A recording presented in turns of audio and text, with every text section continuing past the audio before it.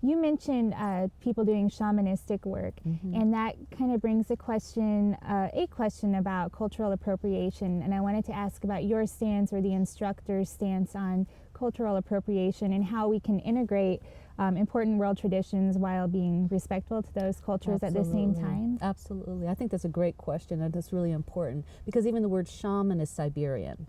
Right, it doesn't come out of the Americas at all, and yet it's kind of it's entered our vocabulary to mean a healer who is working directly with the natural world, or working directly with other than human beings, or with even spiritual dimensions. So there's something between sort of a spiritual teacher sometimes wrapped into this. So I would say my definition for misappropriation is if someone appropriates a ceremony, say sweat lodge, but has no training. They read about it in a book. They didn't train with a traditional person. And by training, I did a 20-year training myself with an Ojibwe elder.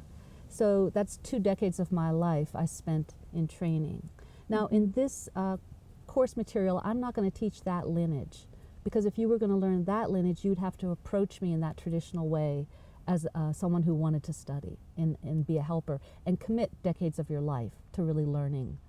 Most people are not going to make that commitment. So the kinds of tools we're going to inspire in this sort of a setting is also for people to look into their own ancestry. You know, every person's story back in time was rooted in a place and was rooted in honoring and relationships with that place.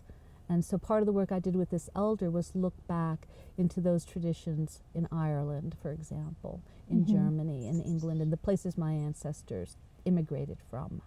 So I think there's an opportunity to try to recreate an understanding of this relationship.